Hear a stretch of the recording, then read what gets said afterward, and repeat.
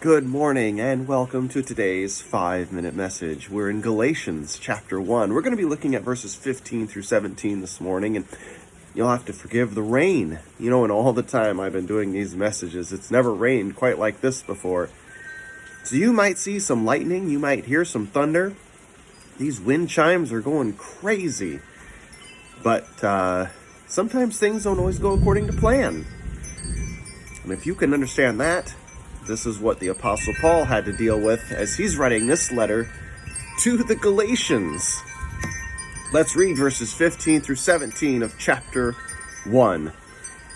But when it pleased God, who separated me from my mother's womb and called me through his grace to reveal his Son in me, that I might preach him among the Gentiles, I did not immediately confer with flesh and blood, nor did I go up to Jerusalem to those who were apostles before me. But I went to Arabia and returned again to Damascus.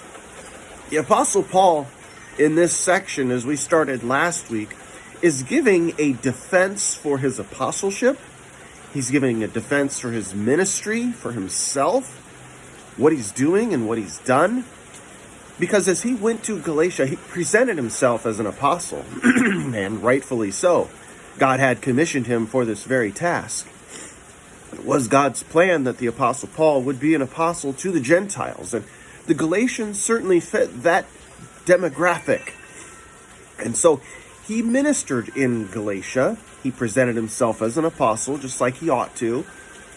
After he left, some time had passed, and the Galatians began to wonder to themselves, as a result of some different people coming in, can we really trust this Apostle Paul? Is he really all that he's cracked up to be? And things started to not go according to plan, much like this rain that has picked up. Things don't always go according to plan. And so now the Apostle Paul, in writing to the Galatians here, in part, is defending his apostleship. He's defending his ministry. He's defending himself, his motives, his actions, and the things that he's done. And last week we started to look at his conduct and what had he done. Today we're going to be looking at his commission. Who commissioned the Apostle Paul? When these people want to downgrade the Apostle Paul and claim that he's second rate at best, and maybe he's not supposed to be trusted as much as he's claiming he should be trusted. Is he really from God? Does he really have the seal of God for ministry on his life?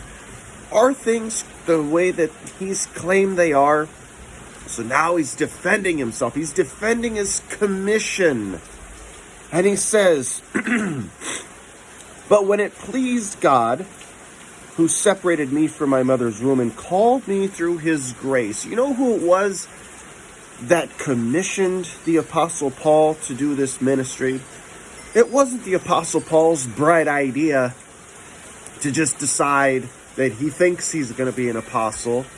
It was God the Father who decided that the Apostle Paul was going to be an apostle to the Gentiles. It was God the Father who decided that the Apostle Paul was going to present this message to people.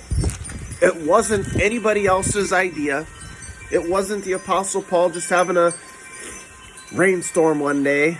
No, it was God who did this, and it pleased God. It wasn't just God saying, well, I guess we'll send Paul. I'm not sure we've got anybody else that'll go. No, it pleased God. It made God happy to send the Apostle Paul. He was happy with this choice. And if God's happy with this choice, you know who else should be happy with this choice? That's right, the Galatians.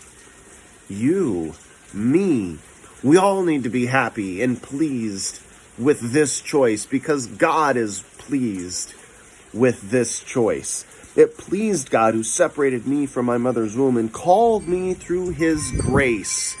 It was the grace of God that had commissioned the Apostle Paul to do this work and to do this ministry, to reveal his Son in me, that I might preach him among the Gentiles. I did not immediately confer with flesh and blood. He says when he got this calling, he didn't just go confer with people. He put himself in a place where he could learn and grow and send this message out with authority.